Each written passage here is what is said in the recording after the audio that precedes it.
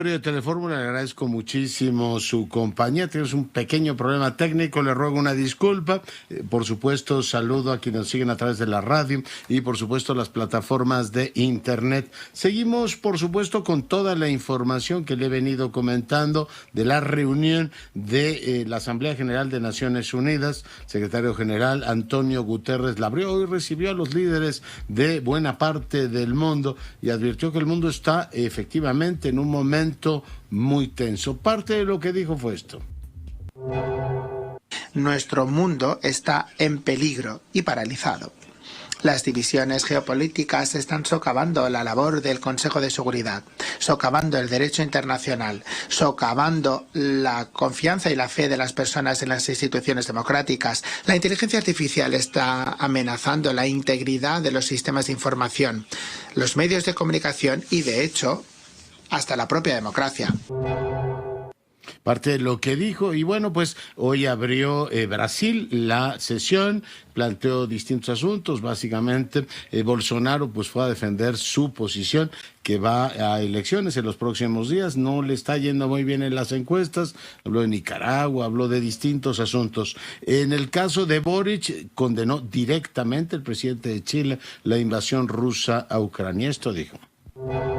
Así, la guerra de agresión, la injusta guerra de agresión desatada por Rusia en Ucrania, pueblo al que le expresamos nuestra solidaridad, empujó al alza el precio de los combustibles y causó desabastecimiento de granos y fertilizantes, causando un fuerte impacto en nuestra economía y de seguro, también en las de muchos de ustedes.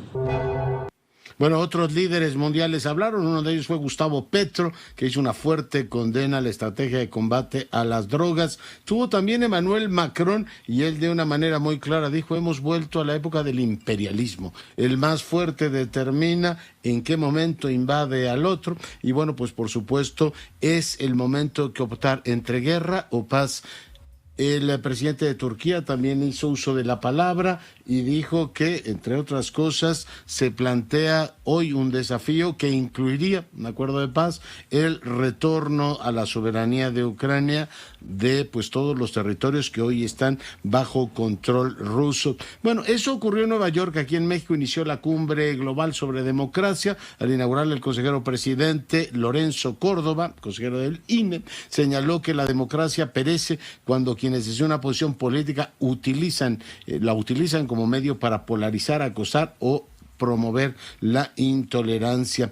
Hoy está de visita en México el presidente de Alemania, estuvo con el presidente de la República, tuvo un almuerzo con él y posteriormente estuvo en el Senado de la República. El gobierno el día de hoy dio a conocer el informe mensual de seguridad y plantea que tenemos una reducción importante del 20 y tantos % en la incidencia delictiva. Estamos hablando de 692 réplicas del terremoto, tanto en Michoacán como en Colima han resentido el movimiento. En un momento más regresamos a esas entidades. Pablo Tadei ha sido nombrado director de la nueva empresa Litiomex. Seguiremos, por supuesto, el trayecto de esa nueva dependencia pública. Explota un ducto en Huimanguillo, allá en Tabasco. El sismo dejó por lo menos 30 inmuebles afectados aquí en la capital de la República. Siguen las autoridades con la revisión. Algunas obras están suspendidas mientras se revisa a fondo el proceso. Vamos a una breve pausa, volvemos. Seguimos con la información. Ya escuchábamos al gobernador Ramírez Bedoya en nuestro corte informativo. Él ha terminado ya la segunda reunión extraordinaria del Consejo Estatal de Protección Civil. Yo le agradezco mucho que converse con nosotros. Gobernador, ¿cómo está? Buenas noches. Buenas noches, saludos a toda la auditoría. Aquí estamos listos. Bueno, pues le pido por favor que nos cuente cuál es su último reporte de los daños que ha tenido. Debo decir que sigo impresionado por el impacto del terremoto y el balance que dentro de lo grave no representa la tragedia que hemos tenido en años precedentes. Gobernador. Así es, efectivamente lo describiste bien.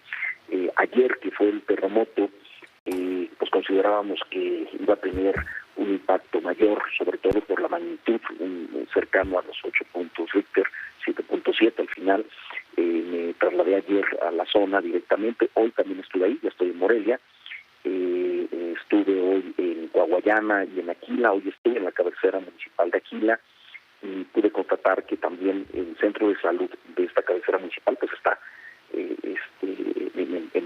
muy golpeado, en pésimas condiciones, no puede usarse, fue también evacuado el centro de salud, no es un hospital, es un centro de salud, no había pacientes hospitalizados porque es un centro de salud, pero sí tenemos algunas afectaciones, más o menos 3,000 viviendas con alguna afectación, 89 escuelas, 21 hospitales o clínicas que están dañadas, pero también hay que decirlo, la actividad económica, productiva, social es normal.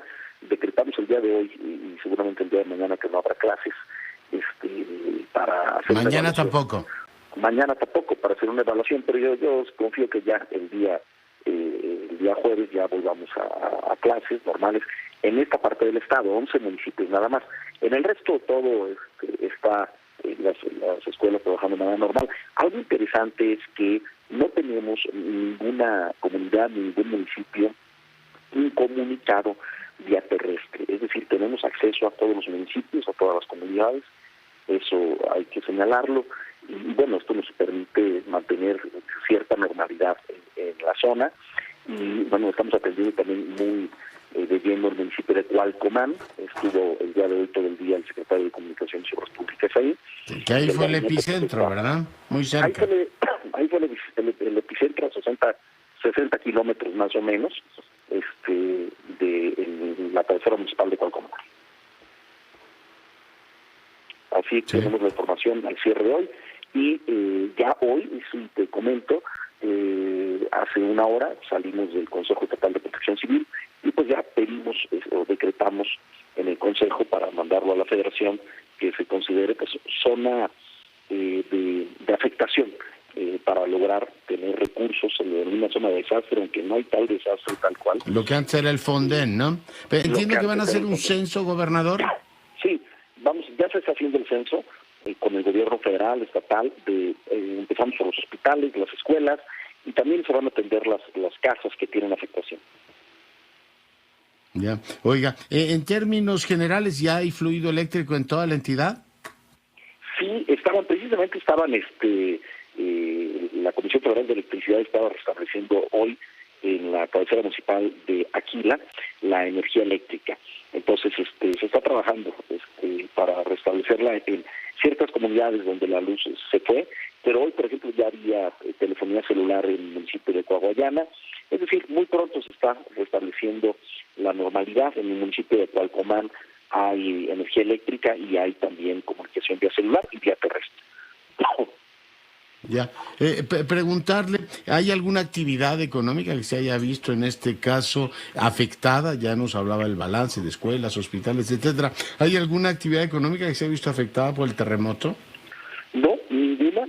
En Aquila hay una mina grande de la empresa Ternium, de hierro, y está funcionando normalmente, no tuvo ningún percance la mina, es una mina a cielo abierto, está trabajando normalmente, y toda la actividad productiva en el estado de Michoacán y en esta zona es normal, se desarrolla ahora sí que de manera cotidiana.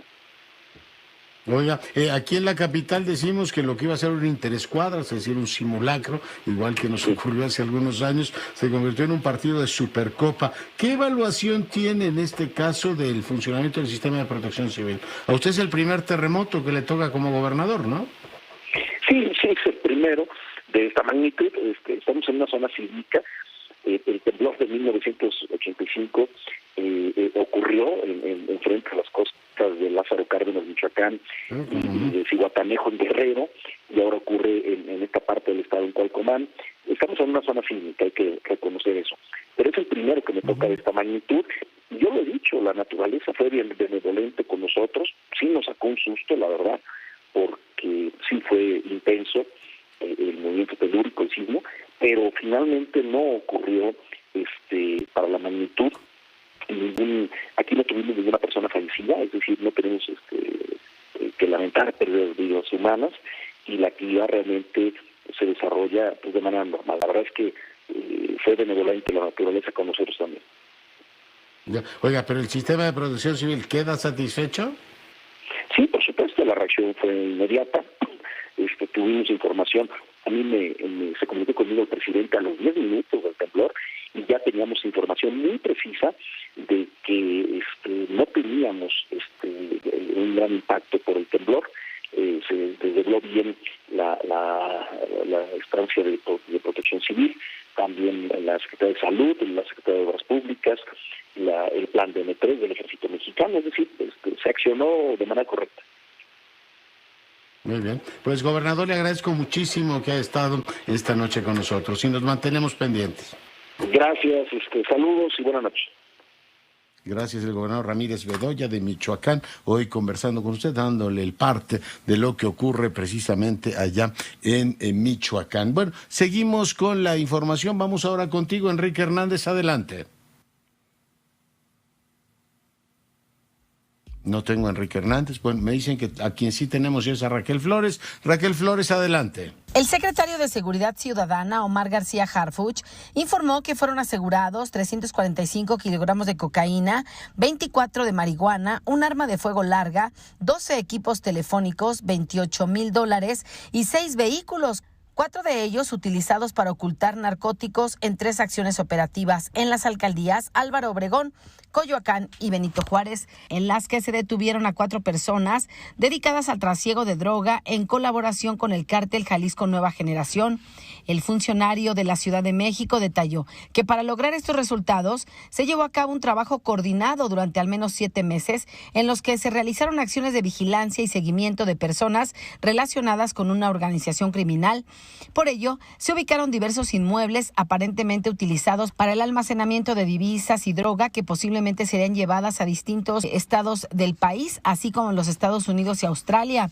Detalló además que con una orden de cateo las autoridades llegaron a un domicilio de la alcaldía Coyoacán donde aseguraron 315 paquetes con posible cocaína, 24 kilos aparente marihuana, $28,000 y un arma larga, además de telefonía y vehículos. En una segunda acción en la colonia Guadalupe de la alcaldía Álvaro Obregón se ubicó a una persona de nacionalidad guatemalteca a quien se le aseguraron 93 envoltorios de aparente cocaína, 10 cartuchos útiles, un vehículo, 2 equipos de telefonía y dinero en efectivo. Y la tercera acción dio como resultado el aseguramiento de un vehículo que ocultaba 30 paquetes con aparente cocaína que se encontraban dentro de los compartimentos ocultos en la colonia Valle Centro de la alcaldía Juárez.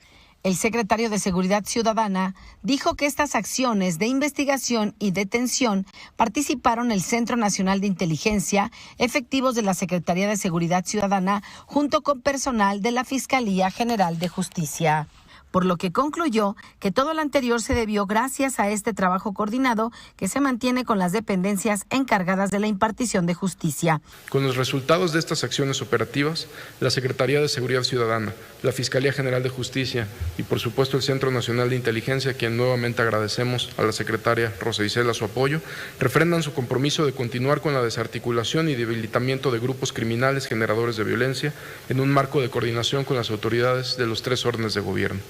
Fórmula Noticias, Raquel Flores Chávez. Sí, vamos ahora contigo, Enrique Hernández, adelante. Doctor, ¿qué tal? Muy buenas noches. La democracia perece cuando quienes desde una posición política utilizan esta como el medio para polarizar, acosar, segmentar y practicar la intolerancia, así lo advirtió el consejero presidente del INE, Lorenzo Córdoba. Esto al inaugurar la cumbre global de la democracia electoral. El consejero presidente dijo que hoy más que nunca la democracia en el mundo muestra signos inequívocos de retroceso.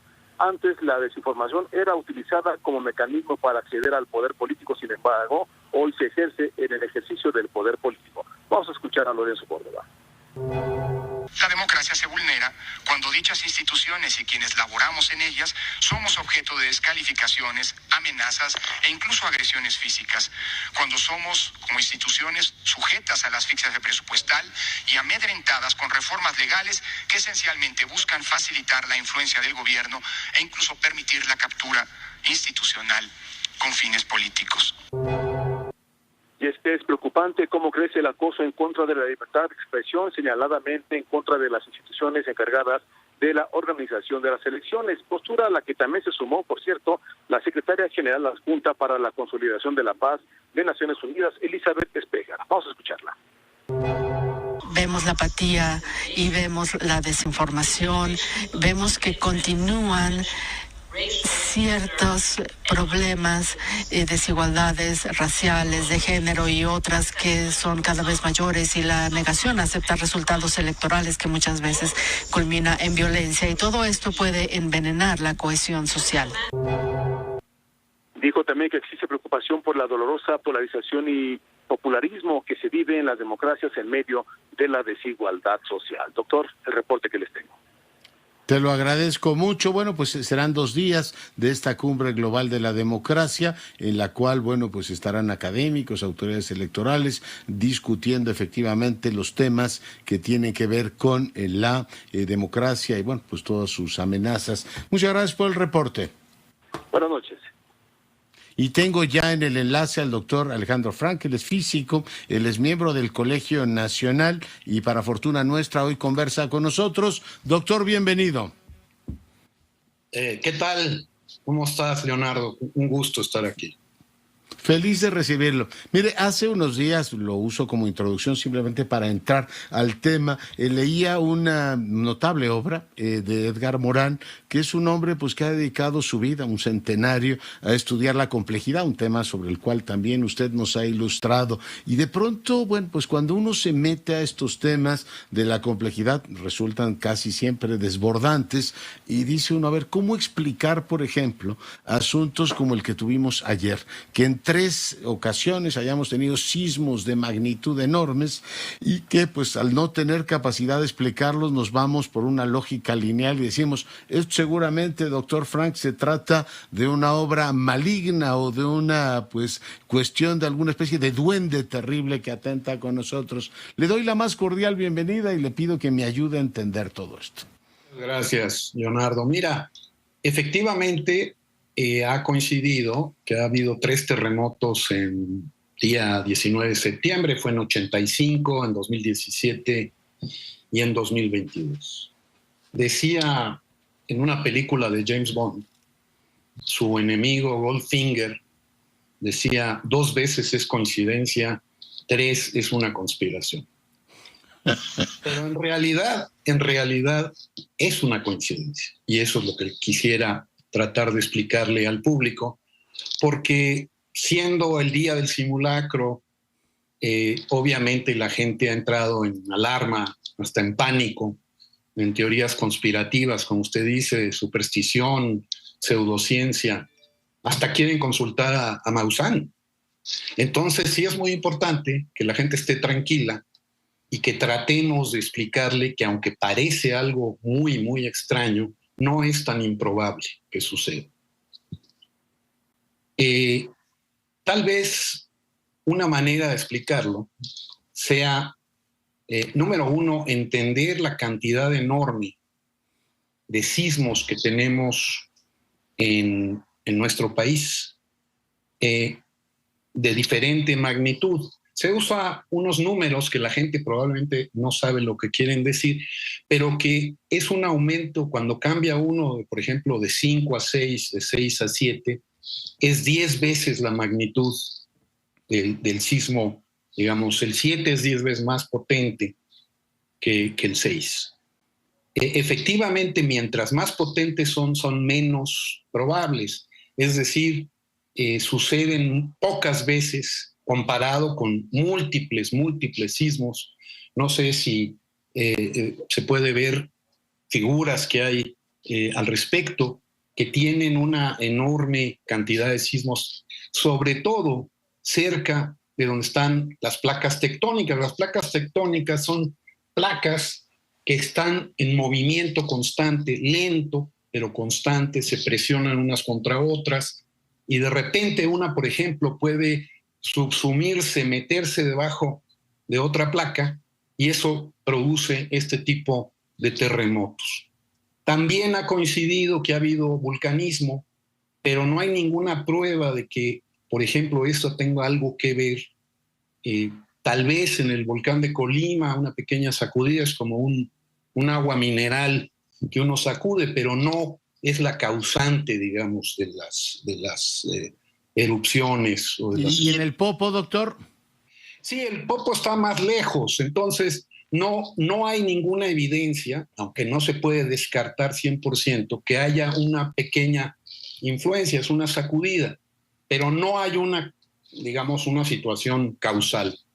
Yo quisiera explicarle a la gente, para que esté tranquila y que no crea en estas teorías de conspiración o que algo muy raro está pasando, que aunque sí baja la probabilidad, no es tan baja. Y para que lo entiendan, el punto más importante es que el hecho de que sea el 19 de septiembre particularmente podría ser cualquier otra fecha. Podría haber sucedido un gran terremoto el 4 de agosto, el 21 o el 3 de enero. O cualquier otra fecha. De hecho, si uno revisa el número de sismos que hay en enero, en febrero, en marzo, desde que de este siglo que se ha compilado, no hay diferencia significativa. No es cierto que la distribución es perfectamente... Pero perfectamente. Dígame una cosa.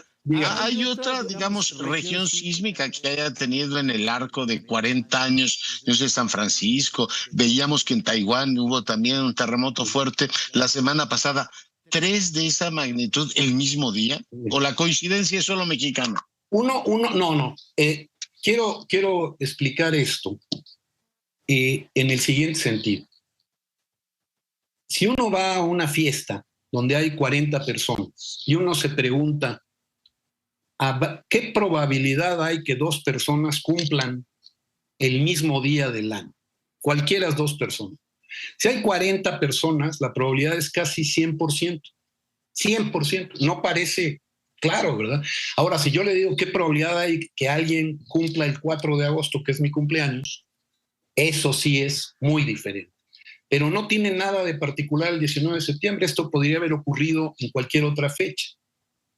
Que haya 2 cataclismos de este tamaño, 2, tiene una probabilidad bastante alta. Es como esto de los cumpleaños, cuando uno toma en cuenta que puede haber sido cualquier fecha en que ocurrió. Resulta que ocurrió el 19 de septiembre.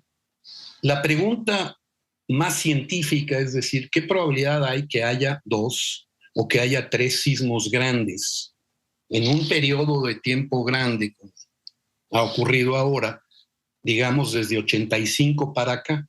La probabilidad, y no solo la probabilidad, si uno checa, por ejemplo, los sismos que tienen una magnitud de 6.5, que es bastante menos violento que el de 7, encontramos fechas en donde ha habido 3, 4, 5 en el mismo día del año, en estos últimos 37, o en estos últimos, por lo menos en este siglo, muchas veces. 2 sismos de tamaño 7 o mayor, hay muchos casos también en todo el siglo. Eso tiene una probabilidad muy alta, que puede llegar a ser 10, 15, 20% de que ocurra en un siglo. ¿Ok? Uh-huh. Estos sismos, en particular este que acabamos de sufrir, es más de 7. Y ese filtro, digamos, de que sea más de 7, hace que haya muy pocos sismos de ese tamaño, pero no son 0. Y la probabilidad calculada por colegas míos, real, de que ocurra no el 19 de septiembre, sino que haya 3 sismos más grandes de 7 en estos 37 años, es de 2%, que es pequeña, 1 en 50, pero no es 1 en muchos millones. Leonardo, no sé si me explico. No, claro. Yo decía... Oiga, yo decía que era como la lotería y que Mónica Bellucci me escribiera y me dijera que me invitaba a cenar, pero ya veo que es bastante más probable, ¿no?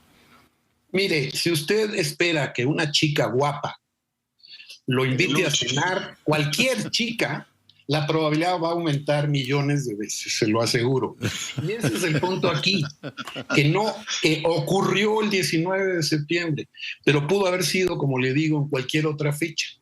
Y el hecho de que ocurran 3 en 37 años es baja, pero no es esta cuestión que invoca a conspiraciones y a pseudociencias. No es necesario.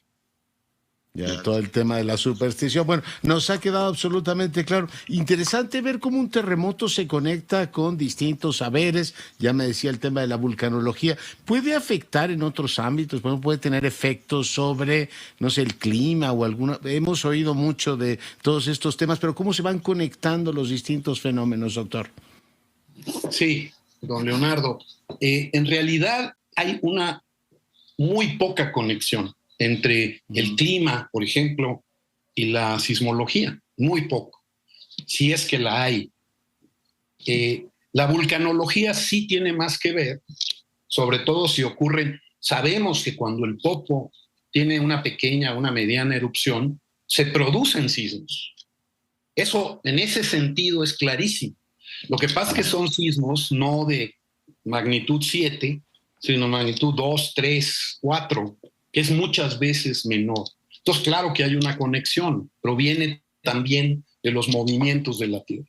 En cuanto al clima, aunque parecería que hay una maldición en este momento con el cambio climático, que estamos viendo que ocurre absolutamente, no hay tal, no existe ninguna relación entre estas cosas. Y yo creo que es importante que la ciudadanía comprenda porque hay que crear una cultura científica. ¿Por qué? Porque para combatir el cambio climático tenemos que tener una cultura científica, enfrentar esto científicamente y no pensar que es una maldición gitana o que los extraterrestres nos están atacando. Si no lo analizamos científicamente, no lo vamos a poder combatir de la mejor manera. Las pandemias, lo mismo. Acaba de salir un anuncio, desgraciadamente, Leonardo, de que México tiene el primer lugar en muertes por millón de habitantes.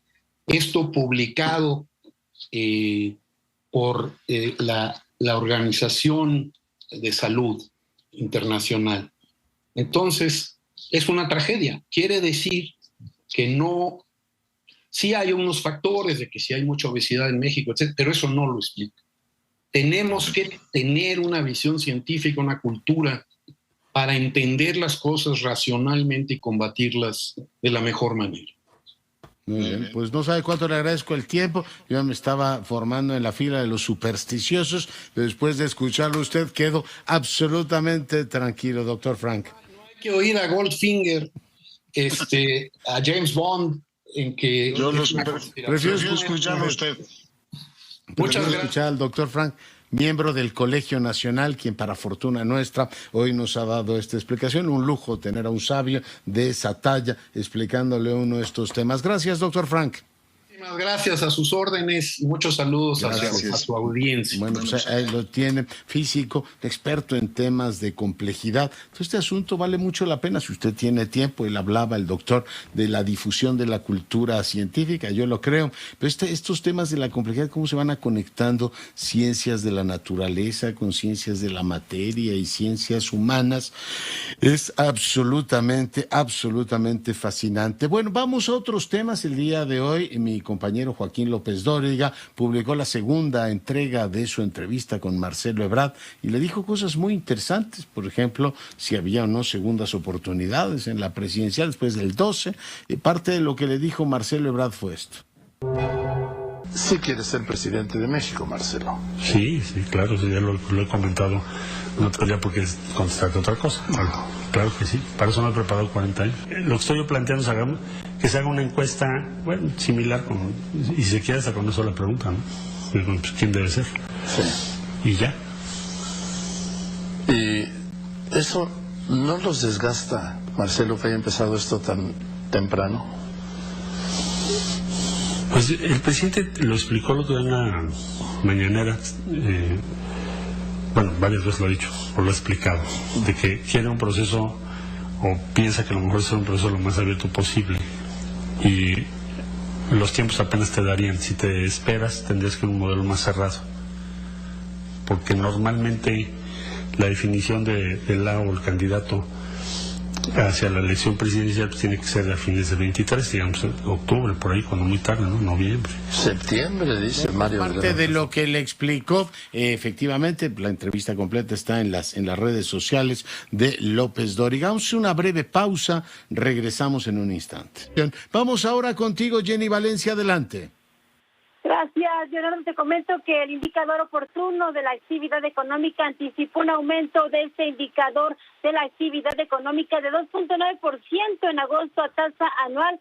Por los grandes actores de la actividad del IGAE se calcula un incremento anual de 3.1% en las actividades secundarias y de 2.6% para el sector terciario. Comentarte que en su comparación mensual estima también este indicador que no habrá variación respecto a julio pasado. Y finalmente comentarte, Leonardo, que para agosto de este año el valor de este indicador oportuno de la actividad económica es de 111.5 puntos para el IGAE. Es el reporte, Leonardo. Muy bien, pues muchas gracias. Fue el informe que dio a conocer esta mañana muy tempranito el INEGI. Y bueno, pues hay también pronunciamientos sobre el IMEF y algunos otros, del IMEF y algunos otros organismos sobre la situación económica del país, el tema de la inflación que sigue generando una enorme inquietud. Hoy me llegó la revista Líderes, el número del día de hoy, trae ahí una entrevista muy interesante con Gary Alarraqui, a quien le mando un gran saludo, exitosito, talentosísimo director. Bueno, pues, pero la parte además de saludar a Larraqui y de celebrar que lo habla, un gran líder, una de las partes interesantes de esta entrega es que tiene usted un elenco de los principales médicos de este país, lo cual es extraordinariamente útil. Voy a, por supuesto, guardar como guardo buena parte de las revistas de las entregas de la revista Líderes, en este caso tener a la mano quiénes son los mejores médicos de este país. Bueno, es la lista que publica Líderes. Óscar Zúñiga, te saludo. Gracias, Leonardo. ¿Qué tal? Buenas noches. Las distintas unidades académicas del Instituto Politécnico Nacional que se mantienen en paro de labores han realizado sus asambleas correspondientes luego de que el director de la institución, Arturo Reyes Sandoval, diera respuesta al pliego petitorio. Sin embargo, la mayoría de ellas han decidido continuar con el paro en forma indefinida, con excepción de la Escuela Nacional de Ciencias Biológicas, que acordaron entregar las instalaciones este miércoles. Otras escuelas del Politécnico siguen en asamblea para analizar la propuesta de solución a sus demandas y determinar si regresan o no las instalaciones.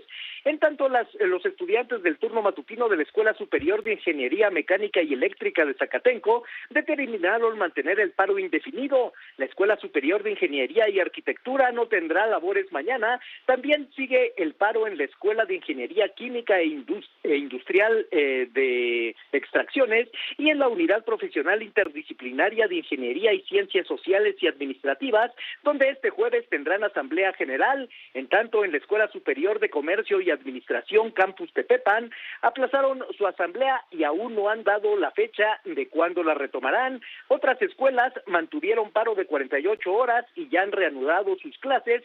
Sin embargo, darán seguimiento a sus demandas como el combate al acoso sexual y al acoso estudiantil y a las no represalias, por lo que el Instituto Politécnico Nacional en otras escuelas ya se mantienen también en clases normales. Leonardo, el reporte.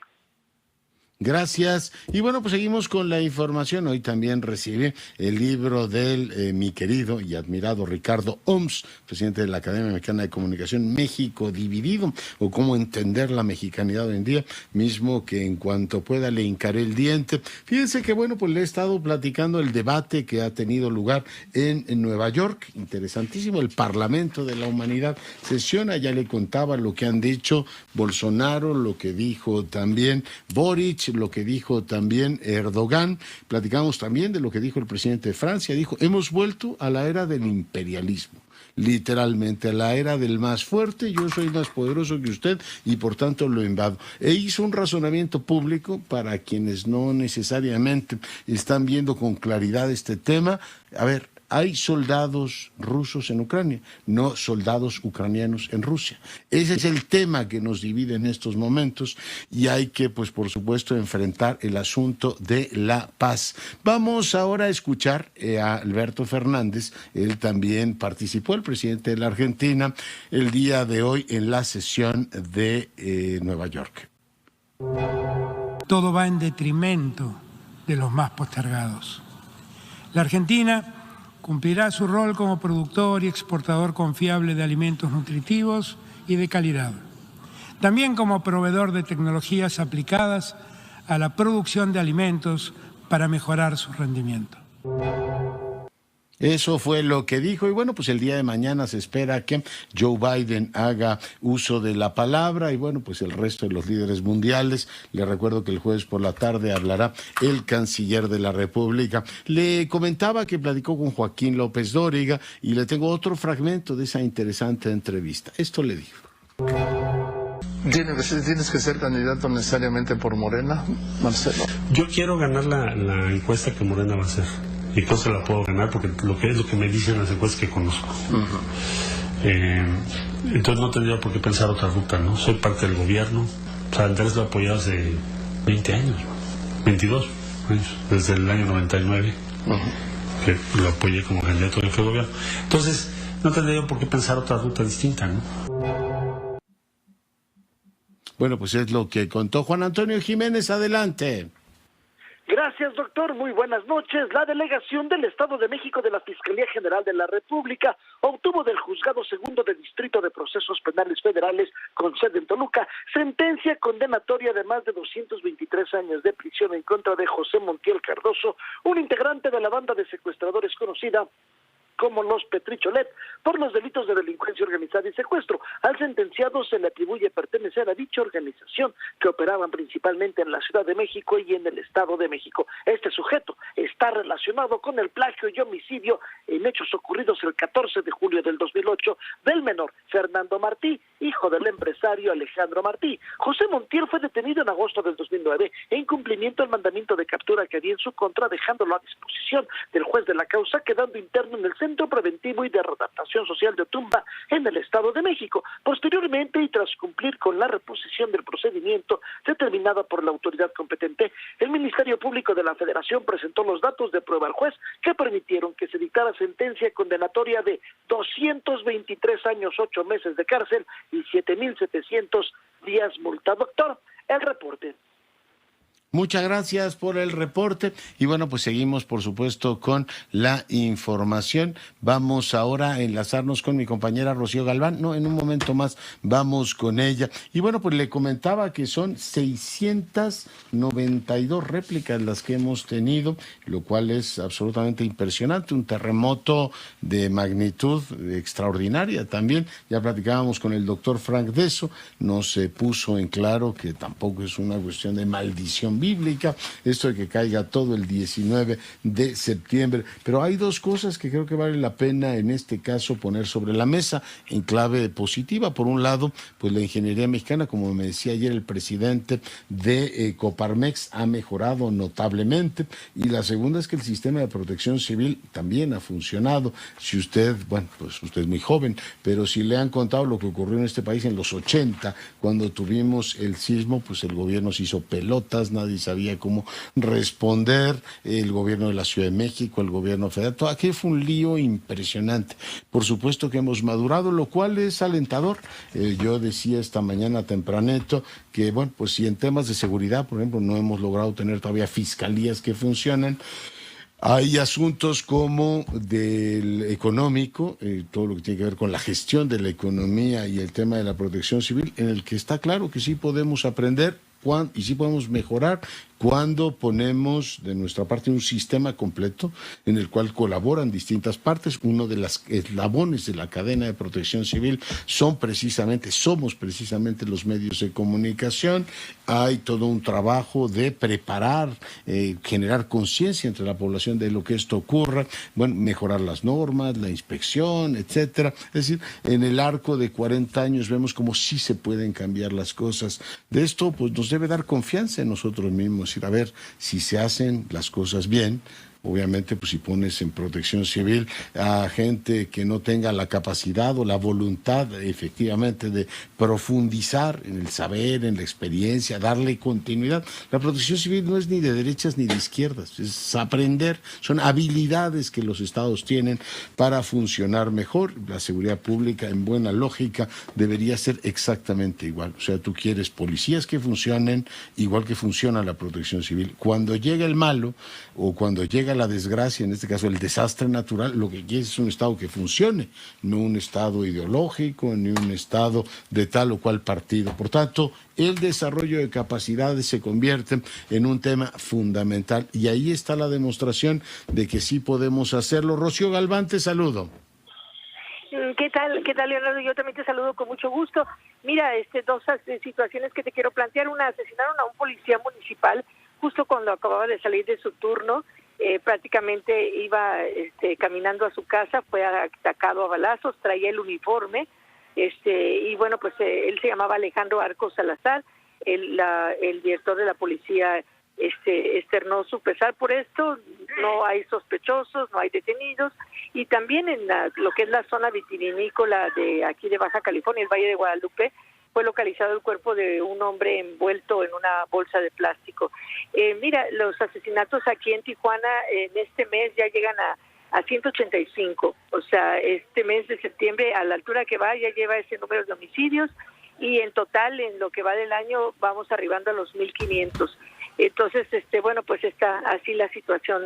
Sigue la violencia a pesar de la Guardia Nacional, a pesar de los operativos, no se ha detenido este gran número de ejecuciones.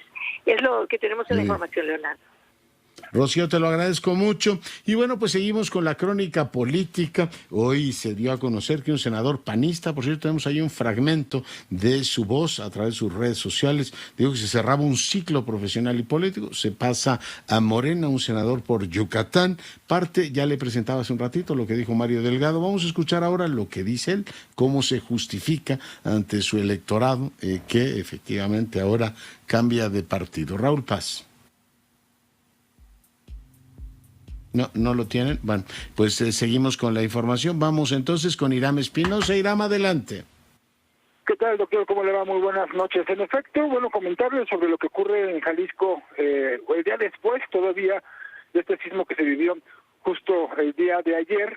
Comentarle que la Universidad de Guadalajara reporta afectaciones en 2 centros universitarios, uno ubicado en Tlajomulco, parte del área metropolitana de Guadalajara, otro más en la zona sur, justo en Zapotlán el Grande, conocido también como Ciudad Guzmán, un municipio por donde atraviesa una falla geológica y que de alguna forma están adecuados, bueno, por así decirlo, a tener ese tipo de sobresaltos. Por supuesto, no con los daños del día de ayer, que son 3 edificios con cuarteaduras.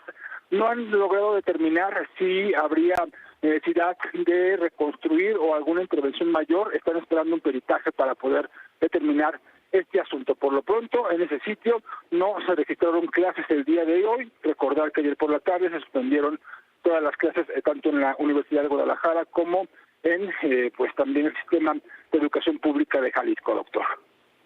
Muy bien, pues te agradezco mucho el reporte, Iram, y con esto nos vamos. Yo soy Leonardo Curcio, a nombre de todo el equipo le agradezco su preferencia, le pido que siga nuestras frecuencias y sea rabiosamente feliz, se lo merece.